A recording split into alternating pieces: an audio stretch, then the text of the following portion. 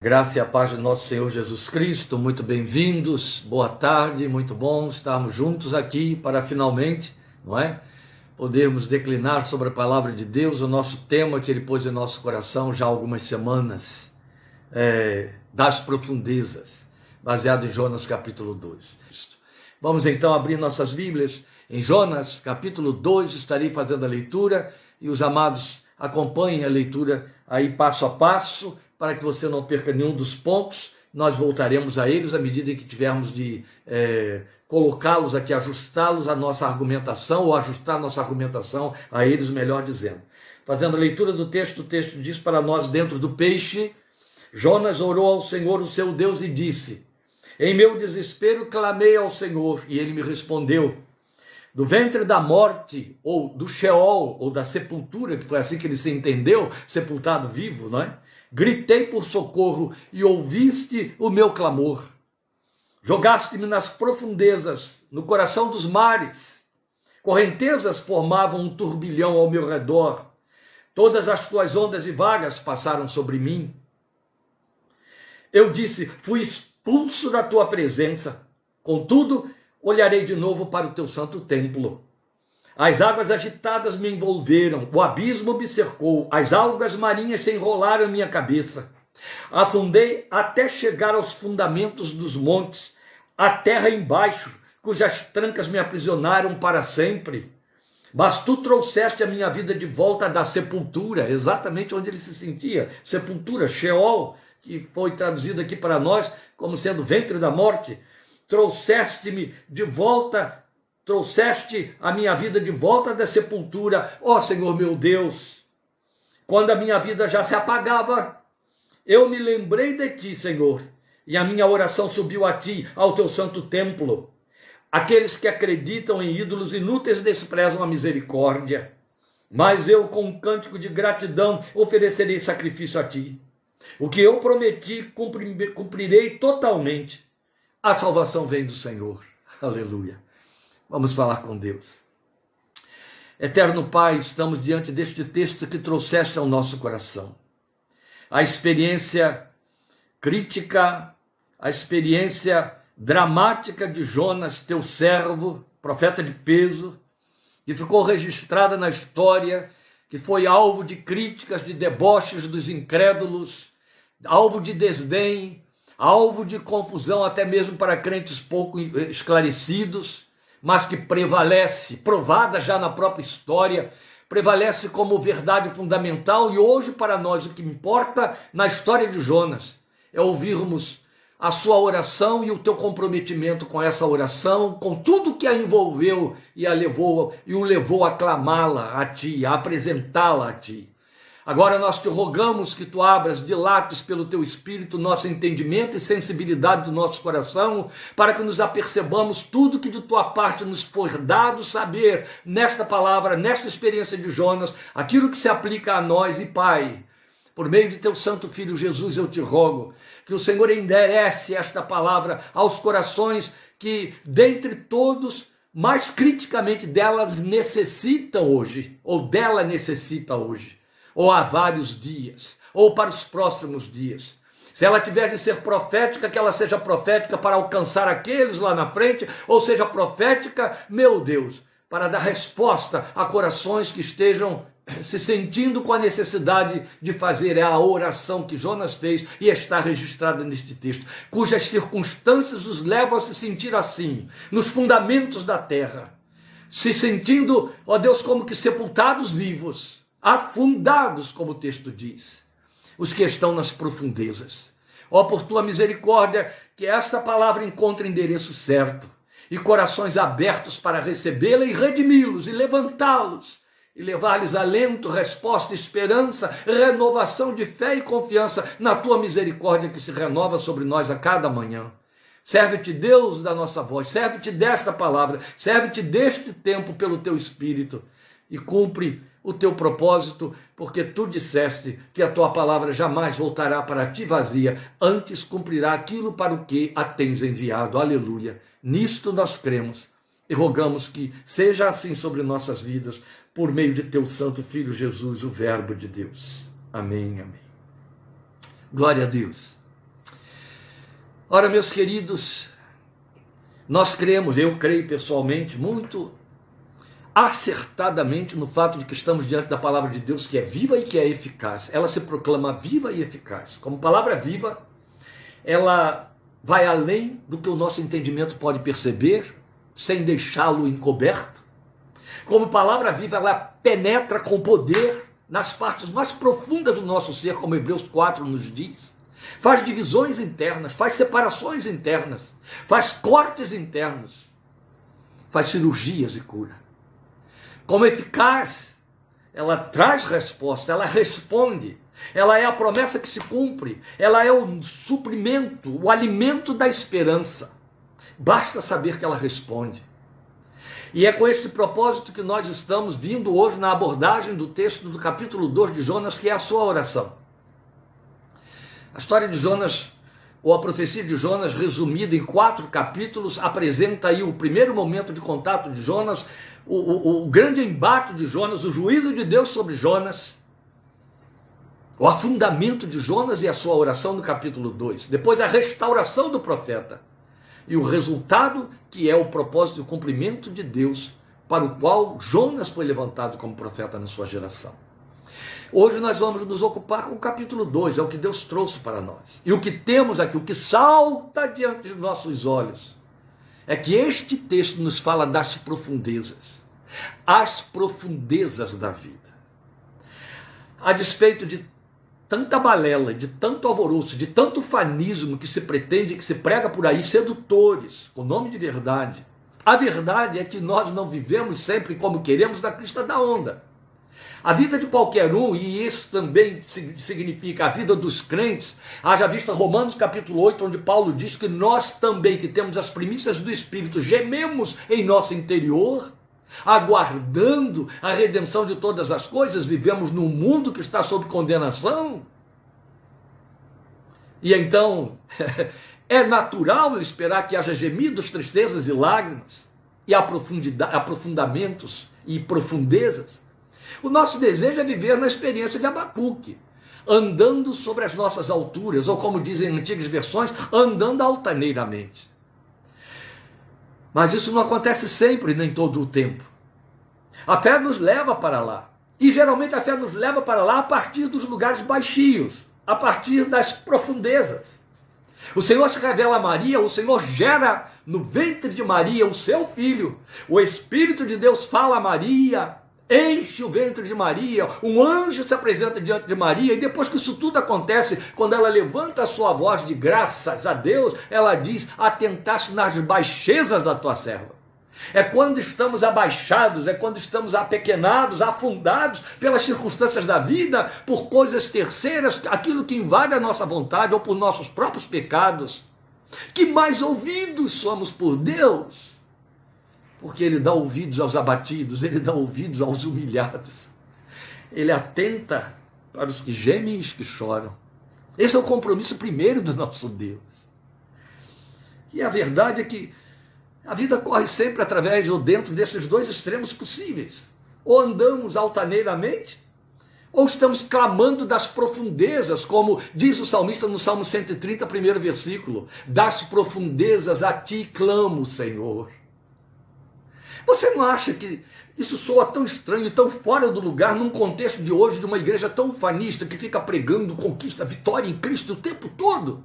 Como se realmente crer em Jesus nos fizesse viver como se nunca errássemos, e então fôssemos merecedores de estarmos, sempre na crista das ondas. Não parece estranho que dentro da palavra de Deus, homens que tinham vida próxima, chegados, em dados momentos, como Elias, como Moisés, como José, como os que vamos citar aqui, encontram suas covas, seus aprofundamentos, e de lá gritam, como o salmista volta a dizer, Salmo 131, das profundezas a ti clamo, Senhor. Quero dizer uma coisa a você, com que também estarei fechando esta mensagem de hoje, que de onde quer que você clame, qualquer que seja o seu estado de alma, você sempre estará clamando a partir das profundezas. Sabe por quê? Porque por mais que você entre no santuário de Deus, esteja na presença de Deus, você está num planeta que a Bíblia chama de regiões inferiores. Estamos nas profundezas. Sempre que clamarmos e onde vivemos e por onde passamos, o terreno se chama profundezas. A verdade é que o Salmo 130, versículo 1, registra o grito dos abatidos, dos depressivos, dos que estão afundados em abismos de incapacidade, de tristeza, de luto. Você quer gemido mais doído do que o gemido do luto? A palavra de Deus registra a experiência de homens que tiveram o seu momento, algumas vezes muito longos, de Salmo 131, que durante muito tempo viveram chorando e clamando: das profundezas a ti clamo, Senhor. É o caso de José. Você lembra da história de José, príncipe do Egito? José na cova e na prisão de Faraó. Duas vezes nas profundezas. Quando estava no deserto, foi jogado na cova, de lá resgatado pelos midianitas, mas a verdade é que quando eles os resgatam, vendem como escravo e depois ele vai parar nos porões da prisão de Faraó.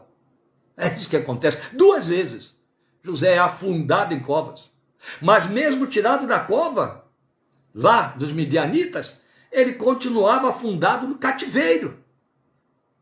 Certamente clamou a Deus lá. Eu, quando leio o Salmo 89, tenho uma sensação de estar ouvindo a voz de José dentro da cova onde seus irmãos o lançaram.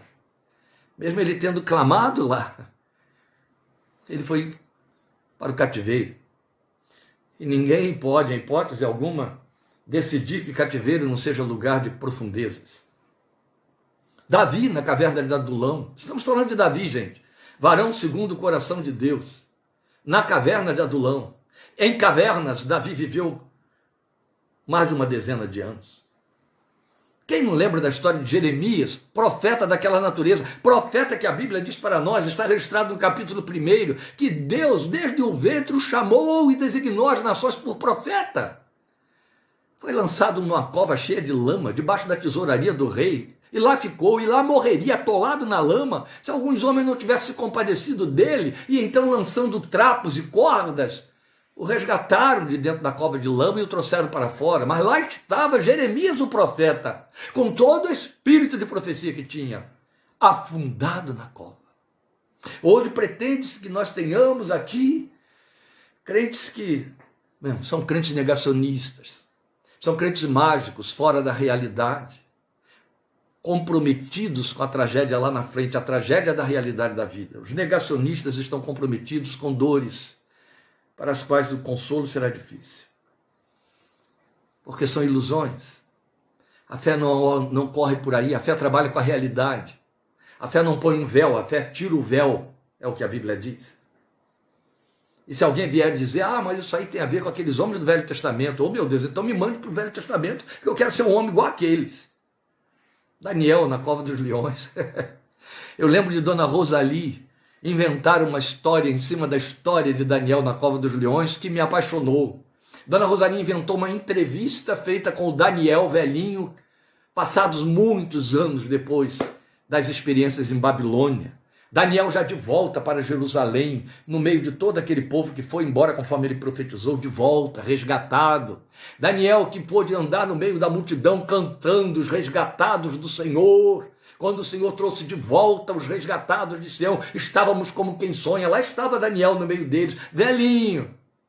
Aí Dona Rosalie criou essa história de alguém chegar junto àquele profeta velhinho e dizer, Daniel, que momento lindo na sua vida. Você vê essa profecia se cumprindo, você aí no meio dessa procissão de festa, de euforia, de um povo resgatado que viu a mão da vitória e do perdão de Deus. Daniel, que coisa boa, Daniel, você está vivendo esse momento. Daniel, existe alguma coisa de que você se lembre, que você gostaria de viver de novo? Existe alguma coisa na corte da Babilônia, aqueles momentos em que você esteve gozando dos privilégios do rei, experimentando aqueles milagres que você viu lá dentro? Qual deles, Daniel, qual deles deixou saudade no seu coração? Aí o Daniel velhinho responderia, a cova de Dario. A cova onde eu fui lançado, fétida, cheia de leões, para ser devorado vivo. Como eu daria tudo para voltar para aquela cova e estar lá de novo. A cova, Daniel. É disso que você tem saudade e é lá que você quer voltar? Sim, é lá. porque aquele foi o único momento de toda a minha vida em que eu tive uma vigília na presença e o Senhor ficou dentro da cova comigo e conversou comigo a noite inteira.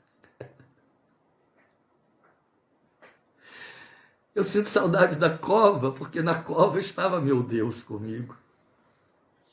Oh, meu pai, então eu queria ser como esses homens do Velho Testamento. Se o problema é que eles passaram pelas covas porque eram do Velho Testamento. E Paulo, qual é a desculpa que damos para Paulo? Nas profundezas do porão do navio Adramantino, onde naufragou e depois também teve que sossobrar agarrado a destroços para viver, indo como prisioneiro para Roma, porque a semelhança de José, sai dos destroços do navio, vai para a ilha de Malta, uma cobra pica a sua mão, isso tudo como prisioneiro, e depois ainda cai nas prisões de Roma, é para lá que estava indo, não saiu dali eufórico, vitorioso, conquistador, não, saiu de uma cova para outra cova, e naquela cova maravilhosa produziu ainda as obras gloriosas de revelação para a nossa fé. Então eu citei para você José, Davi, Jeremias, Daniel, Paulo. Nós temos a marcante experiência de Jonas, que é o texto que acabamos de ler. Esses 5 primeiros que eu citei aí, José, Davi, Jeremias, Daniel, Paulo, eles foram vítimas indefesas da maldade dos homens. Todos eles foram. Foram vítimas da perseguição movida por terceiros. Foram vítimas de adversidades, como foi o caso de Paulo. Mas a experiência de Jonas foi decorrente de culpa. Ele afundou nas profundezas da desobediência e do coração endurecido para resistir à vontade de Deus. E aí ele teve sua cova, que ele chamou mesmo de sepultura, suas profundezas, seu Salmo 131. As causas foram as mais duras possíveis. Para os primeiros 5, vou repetir mais uma vez para que você grave bem o que nós estivemos dizendo aqui. José, Jeremias, Daniel, Paulo e Davi. Para esses primeiros 5, contam a ingerência da soberania divina, que fez o quê? Que os protegeu, que lhes proveu uma compensação exaltada daquele tempo de humilhação e afundamento. Cumprimento literal da promessa de Deus quanto a exaltar a todo humilhado será exaltado. A palavra diz, foi Deus que se comprometeu e ele o faz. Atenta para o abatido, para levantá-lo, para fazê-lo sentar entre os nobres da terra. É compromisso de Deus. Outro tanto, Paulo, que experimentou muito de perto, comunicou a mim e a você, a nossa presente e momentânea tribulação não é para se comparar com a glória que há de vir a ser revelada em nós. Porque as tribulações deste tempo presente, ele diz outro tanto, produzem para nós um peso de glória muito acima de toda comparação. É isso. José, Davi e Paulo reconheceram a mão de Deus no consentimento de suas profundezas pessoais. Deus era a causa, e aquele por cuja causa tudo que lhes aconteceu, aconteceu. São muitos, são incontáveis os homens e mulheres de Deus, os crentes de projeção ou sem projeção, os crentes conhecidos ou incógnitos, que muitas vezes foram levados às profundezas, tendo Deus como causa da sua profundeza, e sendo Deus por cuja causa eles foram às profundezas. Ainda hoje isso está acontecendo constantemente, perseguições, abandonos, humilhação, às vezes da própria igreja. Homens de Deus sendo escorraçados, sendo abandonados, sendo esquecidos, sendo humilhados, sendo desrespeitados como os vasos a quem Deus pode usar. Mulheres de Deus sendo desprezadas e depreciadas, ou sendo levados a situações de conflito, de aflição e de angústia, onde vão adquirir crescimento, conhecimento, vão virar gigantes, vão se levantar do seu nanismo para alturas espirituais inimagináveis. Então Deus está por detrás de todo esse processo de crescimento, porque o que ele quer, o que ele pretende para mim e para você é que cresçamos na graça e no conhecimento de nosso Senhor Jesus Cristo, a partir da nossa pequenez. E muitas vezes Deus nos leva para esses aprofundamentos para que sejamos exaltados. Vamos lembrar de Paulo dizendo: aprendi a estar contente em toda e qualquer situação, tanto sei passar necessidade quanto ter em abundância. Aprendeu a passar necessidade e depois então pôde aprender a ter em abundância. Outro tanto Jesus disse: bem és tu, bom está, servo bom e fiel, porque foste fiel no pouco, e então sobre o muito eu te colocarei. E ele muitas vezes nos leva ao pouco, nos leva às profundezas, porque tem o compromisso de nos exaltar e não falha. Ele não falha, ele não falha. Há um segredo aí, vamos lembrar esse segredo ainda hoje aqui. Mas diferentemente dos 5 citados, Jonas foi a causa primeira e única de seu afundamento. Porque é evidente, ninguém pode ter a pretensão, isso seria não apenas heresia, mas de uma estupidez imperdoável, que Deus seja a causa de alguém cair em pecado. Isso não existe. Jonas afundou por causa do seu pecado, da sua desobediência, por ter se trancado para a palavra de Deus, para a ordem e a vontade de Deus. Então ele foi a causa primeira e a única do seu próprio afundamento. Consciente disso, a ponto de dizer para os homens no navio: me lancem ao mar e vocês vão ficar em paz. É por minha causa que estas coisas estão acontecendo a todos vocês. Agora, qual é a característica semelhante entre eles, entre os 5 primeiros e o Jonas? Todos, aqueles 5 e Jonas, todos oraram a Deus de dentro de suas profundezas e foram ouvidos. A história de Atos 27 nos diz que Paulo desceu para os porões do navio no meio daquele desespero de que nem podemos fazer ideia, e clamou ao seu Deus, em cuja presença estou, ele disse para o capitão do navio. E ele enviou o seu anjo, que falou com ele ali, e deu livramento a ele e a todos os 266 que com ele estavam.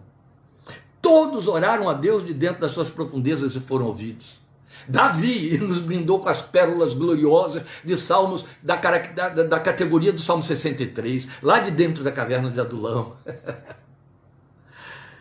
José. Nós temos filigranas de glória na composição do pronunciamento de José, ao reconhecer a providência de Deus, a soberania de Deus, naquele intercurso em que usou os seus irmãos para levá-lo até aquelas condições em que foi parar no Egito e dali foi elevado a príncipe. Nós vamos ter essas produções magníficas de Paulo, essas produções magníficas de Jeremias, de Daniel, como acabamos de contar aqui. O diferencial estava na oração de Jonas, que era uma oração de arrependimento, onde então se destacam as coisas que vão ser para nós o segredo da resposta para quem está no Salmo 131. Das profundezas clamo a ti, Senhor. O que precisa acontecer quando estamos nas profundezas? O que precisa acontecer quando a alma se sente abatida? O que tem de acontecer quando o coração se sente fora do nível, fora da posição? A primeira coisa é preciso se dar conta de onde está. E isso não faltou a Jonas. Jonas se sentiu e estava consciente de que estava no fundo, e fundo demais. Pense aqui comigo, indo para a exposição literal do texto. Ele foi tragado por um peixe. Lá dentro não havia luz, apenas escuridão, ruído e mau cheiro. Ele chega a dizer: as águas me entraram pela garganta. É fato. A situação de Jonas foi a mais desesperadora possível. Ela foi comprovada no final do século XIX com um homem, um escocês, que passou por uma experiência semelhante. Passou um dia dentro de um ventre de uma baleia que o engoliu. Quando saiu de lá, a coloração da sua pele tinha mudado completamente e não saiu de lá. Essa baleia estava sendo pescada por um baleeiro no qual ele trabalhava. Ele caiu ao mar e foi engolido pela baleia. Ninguém o viu mais e o deu por morto. A baleia foi levada até o porto. E lá, então, foram abrir o animal para poder trabalhar com a sua carne, como era o trabalho dos baleeiros. E quando foram mexer no estômago da baleia, ouviram um gemido. E quando abriram o estômago da baleia, lá estava um homem. Era John Barclay. E o que aconteceu com ele é que estava inconsciente. Ficou em estado de choque vários dias. E quando acordou do seu estado de choque, ele tinha passado mais de 24 horas dentro do estômago da baleia. E vamos lembrar que não há poder de Deus. Nessa história que estamos contando de John Barclay, história real, não tem uma intervenção de Deus, um poder de Deus. Um Deus que mandou um peixe grande tragar Jonas e depois mandou esse mesmo peixe vomitar Jonas. Não, aqui não há uma interferência de Deus. Aqui há uma situação natural acontecendo, incidental, extraordinária, mas real, e que provou a história de Jonas, considerando-se então o poder do milagre, ou nada de fantástico.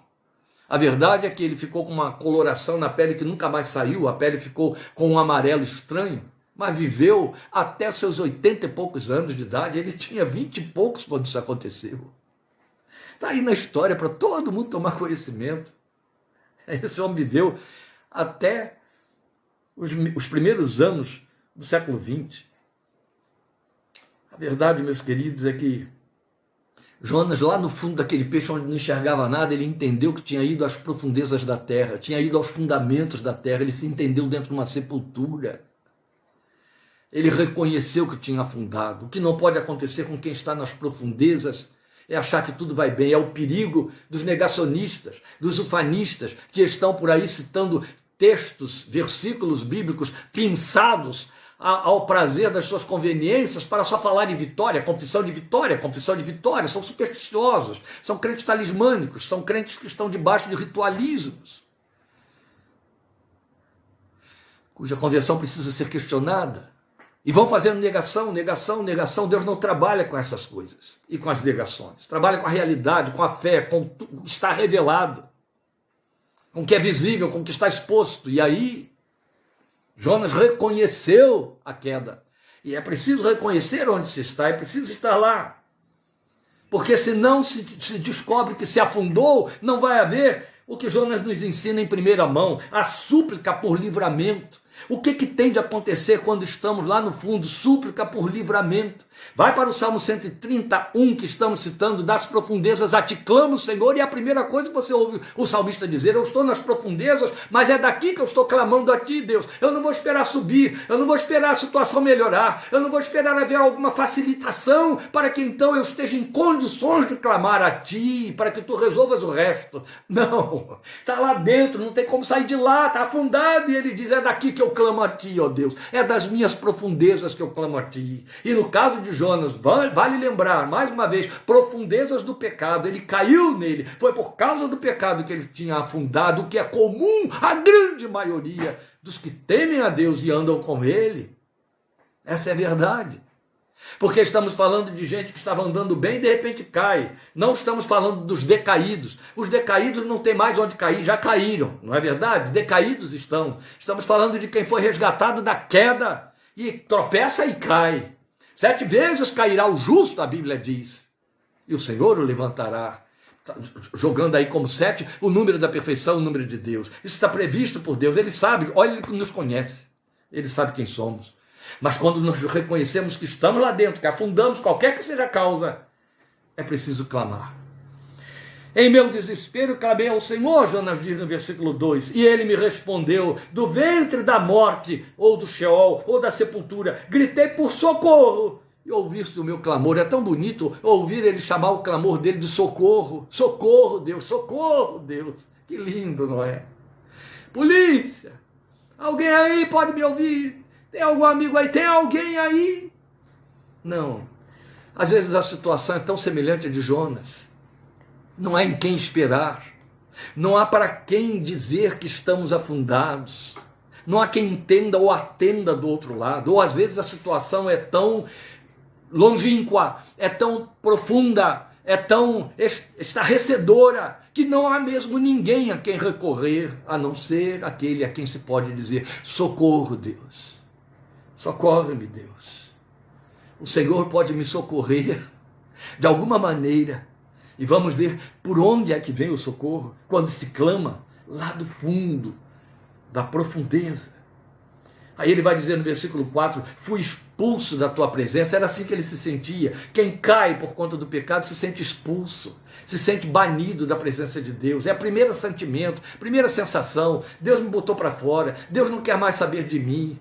Eu estou exposto, exilado, eu fui jogado para longe. Estou esquecido. A primeira pessoa que esqueceu de mim foi Deus, a quem eu ofendi, o Deus que é santo, o Deus da Bíblia. Essa é a sensação, esta era a sensação de Jonas. Ainda que fosse real o fato de que ele caiu por conta do seu pecado, sabia e disse isso aos seus companheiros. A verdade é que ele está dizendo algo que não aconteceu e ele não sabia. Fui expulso da tua presença. Se há algo que não aconteceu com Jonas, foi Deus tê-lo expulsado da sua presença. Sabe por quê? Eu e você podemos sair da presença de Deus, ele não sai da nossa presença. Glória ao seu nome. Ou ele vai falhar, ou ele vai mentir, ou ele vai nos enganar quando ele disse, estarei convosco todos os dias. Quaisquer que sejam eles. Fui expulso da tua presença, contudo, aí lá vem o senão, olharei de novo para o teu santo templo. Olha, no meio desse desespero, e por isso que há clamor, a esperança ainda pairava em algum lugar. De alguma maneira que eu não sei como, é por isso que eu estou clamando a ti. Eu vou clamar a ti no teu templo. É evidente que ele está falando de presença de Deus. De alguma maneira eu vou chegar a um lugar onde tu me verás e eu te verei. É a experiência de Jó. Quem não sabe que aquilo, tudo que se passou com Jó era um afundamento da pior categoria. Ele não foi relacionado aqui entre os 5 que afundaram, porque não houve uma cova literal no caso de Jó. Mas a verdade é que Deus foi a causa de tudo aquilo que aconteceu, usando o diabo como agente. Mas Deus era o mentor por detrás de tudo. E aí, em dado momento, no capítulo 13, no meio de todo o seu desespero, sabendo que estava apodrecendo em vida, esse homem grita, eu sei que o meu Redentor vive e ainda na minha carne eu verei. Aleluia. A maior de todas as proclamações de fé de que já se pode ouvir. E a verdade é que isso fala de respingos de esperança, de cordas de esperança, de linimentos, de filigranas de esperança lá no meio do desespero. Por isso que a fé prevalece, porque ela não depende da nossa dignidade, de nossa justiça, de nossos valores. Ai de nós se dependesse, mas depende daquele em quem podemos confiar e a quem clamar. É da fidelidade dele, é da misericórdia dele. E misericórdia foi palavra que não faltou ao coração de Jonas no versículo 8. Aqueles que acreditam em ídolos inúteis desprezam a misericórdia. Por isso que ele está clamando de lá. Jonas sabia, como homem de Deus, que no coração de Deus há misericórdia. Nos ídolos não há, porque é evidente, aqueles que adoram os ídolos, eles fazem trocas com os ídolos. Eles têm de comprar a graça, eles têm de comprar o favor dos ídolos. Eles têm que lhes dar alguma coisa em troca, eles têm que fazer despachos, eles têm que fazer penitências, eles têm que entregar prendas, eles compram o favor, porque não há misericórdia lá. Misericórdia significa nivelar-se na miséria de quem clama, descer ao nível de quem está na sua aflição. E Jonas conhecia o seu Deus e sabia, meu Deus é misericordioso, ele desce ao nível em que eu estou, ele vai descer aqui. Apesar dele ter dito, fui expulso da tua presença, ele sabia, mas lá há misericórdia, então ele virá até aqui, ele vem, ele vai me achar onde eu estou. Por isso ele clama ao Senhor. A segunda coisa que Jonas vai nos ensinar lá dentro do ventre, do afundamento, é a humilhação sob a mão divina. Ah, como isso é importante para o coração do crente. Claro que estamos botando de fora todos os crentes negacionistas. A primeira coisa que o crente negacionista faz é quando ele se decepciona, é quando alguma coisa vem na contramão do que ele espera, quando a sua oração é frustrada, quando algo contraria aquela sua ilusão de que ele tem que estar muito bem sucedido o tempo todo. É dizer que o diabo fez. O diabo fez isso. Ou fulano de tal fez, foi usado pelo diabo. Mas não fui eu e muito menos Deus. Deus não tem nada a ver com isso aqui, porque da mão de Deus não vem nenhum mal. A Bíblia diz o contrário. Porque o mal só vem da mão do diabo. A Bíblia não diz que o bem vem da mão do diabo, mas não diz que o mal só vem da mão dele. Não. A Bíblia que nós lemos diz que o próprio Deus criou o mal. Eita, que coisa séria, pastor. Vai ler a sua Bíblia que você vai achar isso lá. Cuidado com os filósofos da fé teológica. Cuidado. Queridos irmãos, Os negacionistas nunca vão ver Deus por detrás das tragédias. Nunca vão ver a possibilidade de Deus por detrás das frustrações e das decepções. Sabe qual é o mal maior disso? Orgulho e desamparo. Porque não veem em Deus, vão recorrer a quem? Vão recorrer aos seus próprios recursos, vão recorrer a uma fé energética, a uma fé que é uma energia mental, a uma falsa fé, uma fé mágica. Vão recorrer a malabarismos escriturísticos, ritualísticos evangélicos. Vão recorrer a N situações que procedem deles ou dos homens e voltam-se para eles mesmos, porque não vão colocar Deus no centro dessa situação.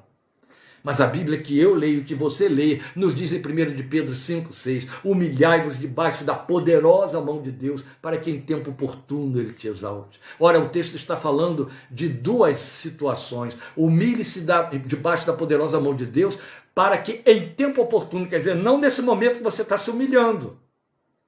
Isso não quer dizer que eu me humilhe instantaneamente, eu sou exaltado. Mas se eu me humilhar, eu começo a criar a plataforma da exaltação para a qual Deus vai me levar. Humilhe-se debaixo da poderosa mão de Deus, para que em tempo oportuno Ele te exalte. Com isso, Pedro cria um condicionamento que é altamente comprometedor. Deus vai me exaltar se eu me humilhar. E ele tinha dito isso através de Salomão, vocês lembram? 2 de Crônicas 7,14, se o meu povo, que se chama pelo meu nome, se humilhar e orar, se humilhar e orar e buscar a minha face e se arrepender dos seus maus caminhos, então eu o ouvirei dos céus, perdoarei os seus pecados e sararei a sua terra, aleluia. A condição é humilhe-se. Se você humilhar, você cria o pavimento para a exaltação. Se você se humilhar, Deus está comprometido a te exaltar. Volte ao texto de 1 de Pedro 5,6. Humilhem-se debaixo da poderosa mão de Deus, para que no seu tempo, ou no tempo oportuno, Ele te exalte. Para quê? A condição é humilhe-se, e aí Ele vai fazer a parte dele. Qual é a sua? Humilhar-se debaixo da poderosa mão de Deus. O que significa isso? Vou botar o diabo de fora, eu vou botar fulano de fora, os parentes de fora, o empregador de fora, o patrão, o sistema, o governo. Eu vou colocar o cônjuge, os filhos, as causas circunstanciais de fora. Só vou deixar aqui Deus. Vou verificar se o meu pecado me trouxe a essa situação, mas vou manter Deus. Mesmo que o meu pecado eu esteja consciente como Jonas, eu caí nisso que está aqui porque eu abri minha própria cova. Mas vou manter Deus no seu lugar. Humilhai-vos sob a poderosa mão divina. Jonas assume isso. Jogaste-me nas profundezas. São os versículos 3 e os versículos 5 e 6. Jogaste-me nas profundezas. Eu reconheço, Deus, que eu vim parar aqui porque tu fizeste. Quando você vai para o capítulo 1 de Jonas, volta lá, você ouve um discurso diferente. Aqueles homens estão desesperados dentro do navio, lançando sorte segundo suas superstições para saber por causa de quem isso está nos acontecendo. E aí Jonas diz, por minha causa, joguem-me ao mar, porque eu desobedeci ao meu Deus. E quando vocês me jogarem ao mar, a ira de Deus estará satisfeita. E aí, vocês vão chegar a salvo em casa. Os homens não hesitaram, podem não ter entendido aquela linguagem. Assumiram aquela autodenúncia e autocondenação de Jonas. E com todo lamento e preocupação, o lançaram ao mar. Ele era um passageiro que pagou a passagem, estava lá, tinha direitos. Foi lançado ao mar. E de fato, veio bonança, os homens voltaram em paz para suas casas. Mas o que você leu ali no capítulo 1? Ora, peguem-me, versículo 12, joguem-me ao mar, e ele se acalmará, pois eu sei que é por minha causa que esta violenta tempestade caiu sobre vocês. Joguem-me ao mar. Agora o que ele vai dizer? Jogaste-me nas profundezas, no coração dos mares. Mas não foram os homens? Não foi ele mesmo quem deu a eles a sugestão de jogá-lo? Jonas era profeta. E o que ele falou que ele sabia no seu coração? Eu estou aprofundado nos porões deste navio e Deus não está satisfeito. Eu tenho que ir mais fundo onde eu mereço estar. Joguem-me ao mar. Deus, eu estou nas profundezas onde tu me jogaste, por causa do meu pecado. Jogaste-me nas profundezas, no coração dos mares. Correntezas formavam um turbilhão ao meu redor. Todas as tuas ondas e vagas passaram sobre mim. Ele não atribuiu às intempéries, ele não atribuiu às monções, às tempestades marítimas, à época do ano. Ele disse, tuas ondas e vagas que tu mandaste contra mim. Isto é se humilhar debaixo da poderosa mão de Deus. Ah, Senhor, eu sei que tem fulano aí no meio do caminho aprontando comigo. Mas se fulano está no meio do caminho aprontando comigo, por detrás dele estás tu. Não foi isso que Satanás pretendeu o tempo todo, quanto a Jó? Mas quando encerra toda aquela série de perseguições atrozes contra o servo de Deus, a Bíblia diz para nós, em tudo isto, Jó não pecou com seus lábios contra o Senhor. Jó assumiu o tempo todo, é o meu Deus, é o meu Deus, é o meu Deus que está por detrás disso tudo. Então é a ele que eu vou recorrer. Ah, sim, Jó não podia voltar das profundezas dos mares e pedir aos homens do navio, me peguem de volta. Por isso ali ele tinha de reconhecer, Senhor, essas vagas são tuas. Tu tens controle sobre toda essa situação. Socorre-me aqui. E ele continua, afundei até chegar aos fundamentos dos montes. As águas agitadas me envolveram, o abismo me cercou, as algas marinhas se enrolaram em minha cabeça. Afundei até chegar aos fundamentos dos montes, a terra embaixo, cujas trancas me aprisionaram para sempre. E agora ele vai falar, porque isso aqui já foi a inserção da sua experiência de alguém resgatado, mas tu trouxeste a minha vida de volta da sepultura ao Senhor meu Deus. Foi onde ele se sentiu? Na sepultura. Tuas ondas e vagas. É exatamente 1 de Pedro 5,6. Reconhece-o, admite que é ele quem está aí. Reconhece que é o teu Deus. Como isso é significativo. Reconhece que é o Senhor que está nesse processo, para que você possa recorrer a Ele. Ele é a sua única esperança e ainda é a sua esperança. Ele pode e Ele faz. A terceira coisa que Jonas nos ensina aqui, e para a qual nós precisamos estar totalmente atentos, é que não pode faltar, exatamente porque a causa é pecado, arrependimento. Não é apenas o clamor, não é apenas a humilhação precede o arrependimento, mas tem de haver arrependimento. Não pode faltar arrependimento. O trato com o pecado é arrependimento e confissão, e ninguém confessa sem se arrepender. Não existe a hipocrisia, farisaísmo. Confissão sem arrependimento é mera confissão, não passa de verbalização religiosa. Mas quando há arrependimento, a confissão é verdadeira. A confissão é a confissão do motivo pelo qual o confessor se arrepende. E Jonas se arrepende, é o que ele vai nos dizer nos versículos 7 a 9. E isso nos faz pensar em 2 Coríntios 7,10. A tristeza, segundo Deus, opera o arrependimento. Você vai perceber que por detrás de tudo continua sendo Deus. É Ele quem está por detrás de tudo, até mesmo promovendo aquela dor, aquela humilhação, aquele afundamento para gerar o quê? Tristeza segundo o seu espírito. Tristeza segundo Deus opera arrependimento. É quanto Ele quer, é tudo que Ele deseja, é tudo de que precisamos. Não há trato, não há diálogo, não há companheirismo, não há caminhada, não há comunhão com Deus, sem que o recheio desse sanduíche seja arrependimento. Não há.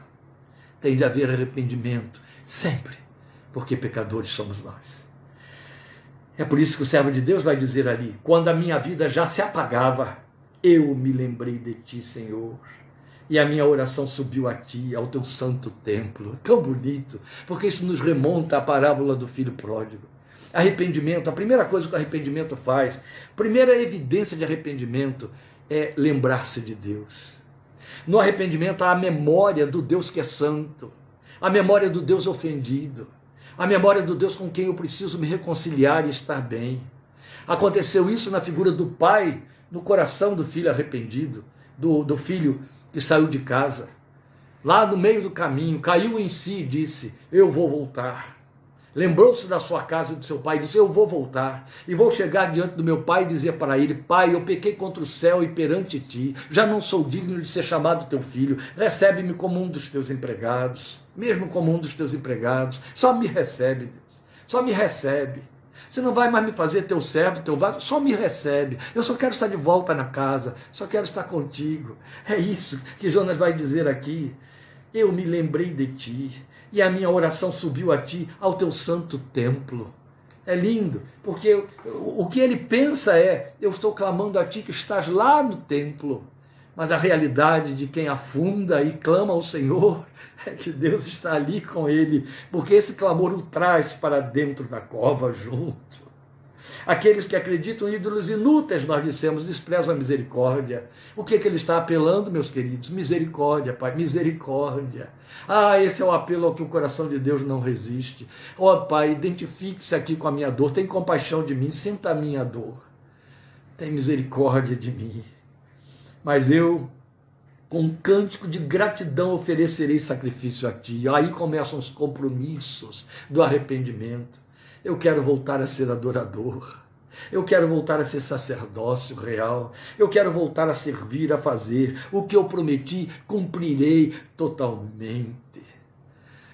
A Bíblia diz, não faça votos de tolo. O que você prometer, cumpra.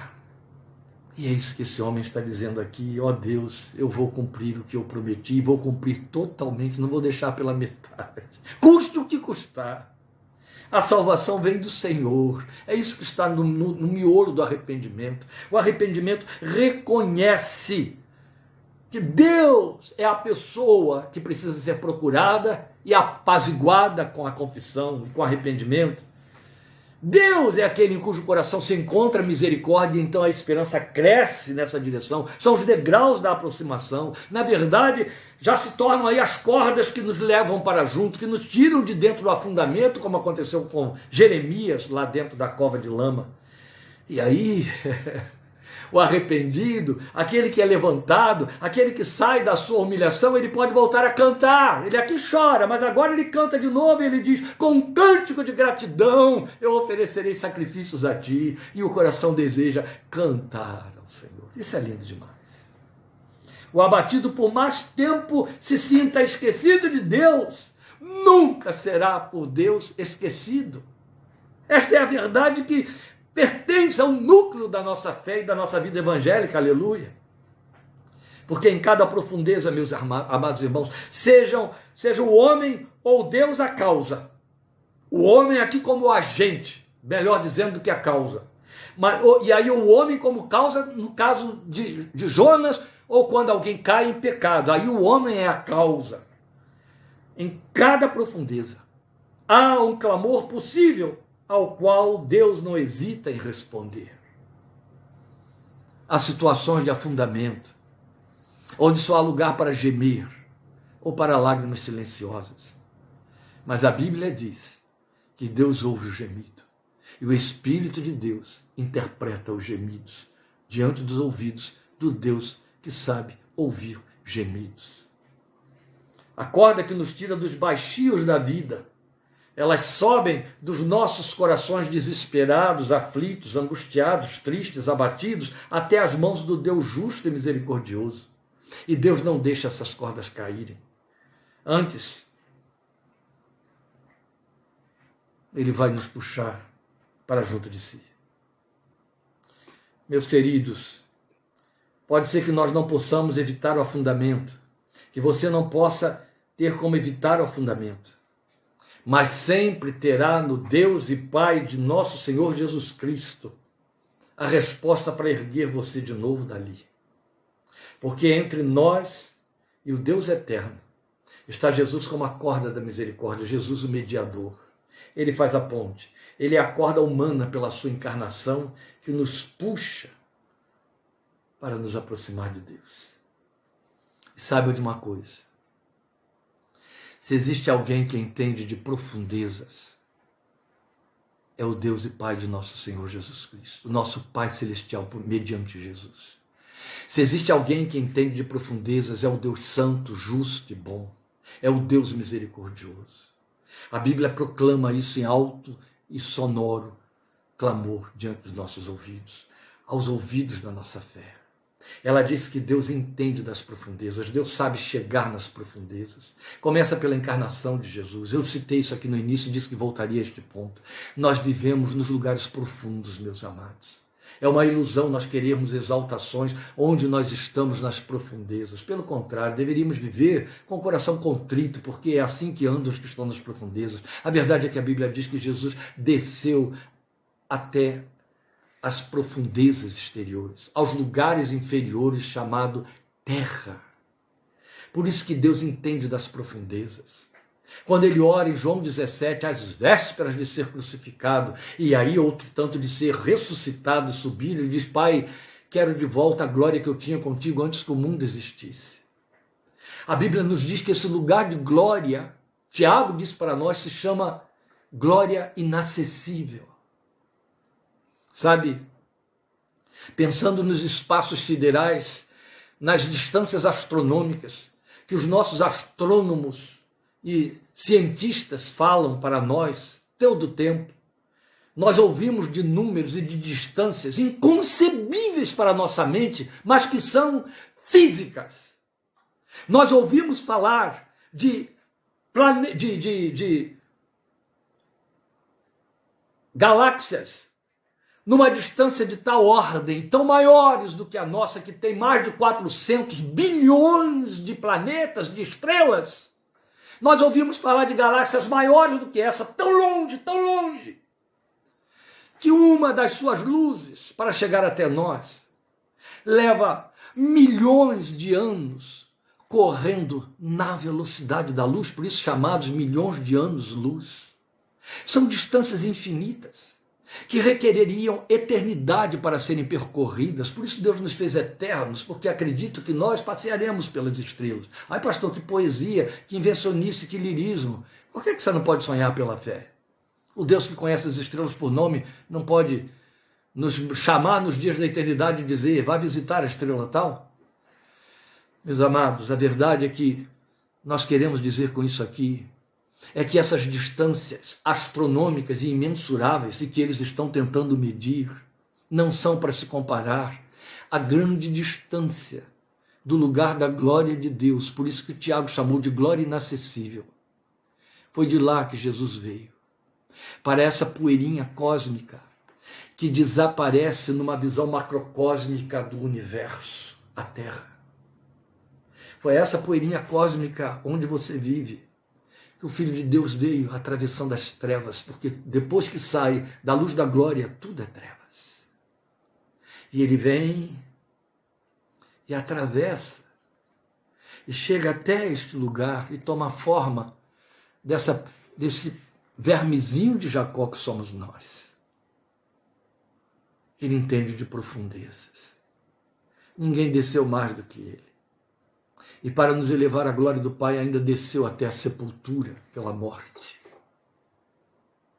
Experimentou todas as tragédias da vida humana, e a última delas foi a morte física, para que pudesse nos exaltar a glória, a mesma glória, Pai, para que onde eu estiver estejam comigo aqueles que me deste. Aleluia, aleluia, aleluia. Gosto de sonhar pela fé, como Eugene Peterson nos convida a fazer.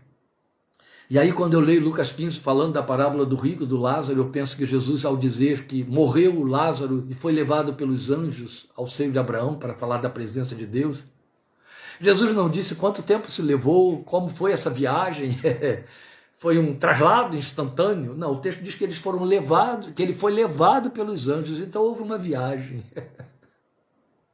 Eu imagino que isso, em linguagem de coisas eternas, é minimamente assombroso. Jesus fez a posição inversa. Sai da glória e vem para as trevas aprofundadas, para que nós pudéssemos ter a nossa realidade invertida, sair das trevas, subindo em direção à glória.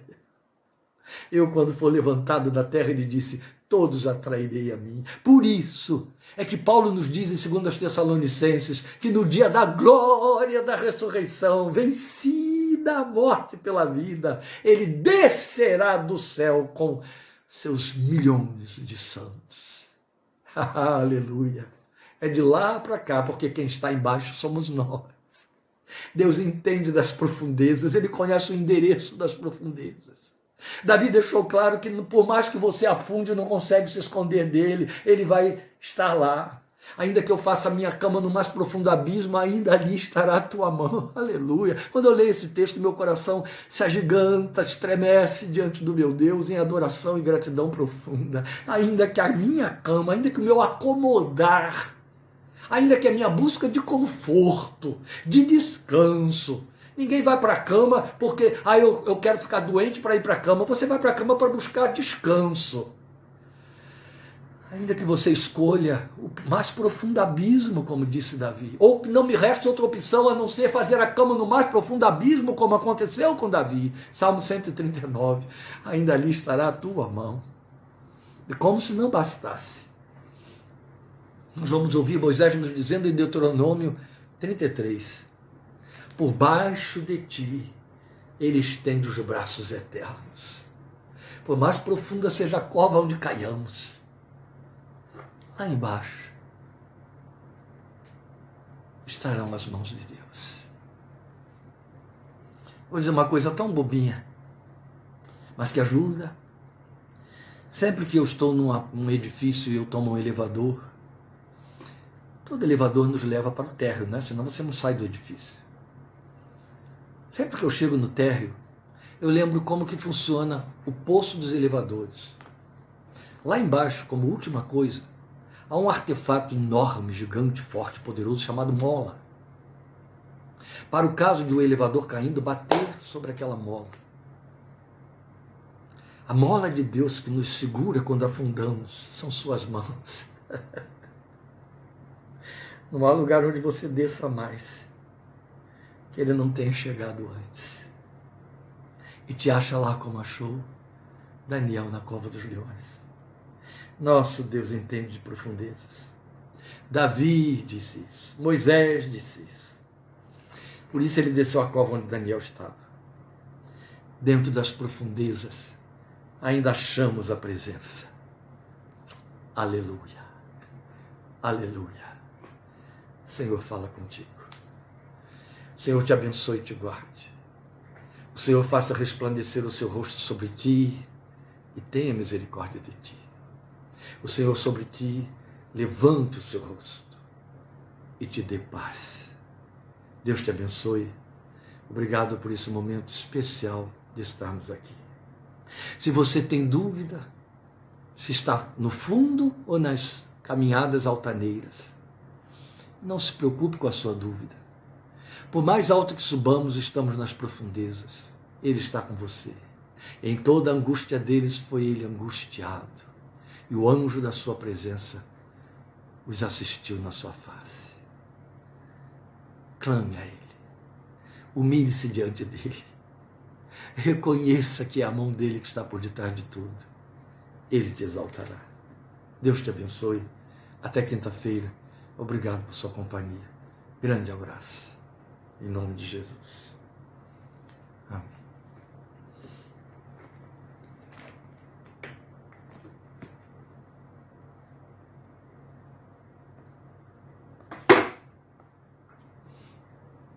Amém.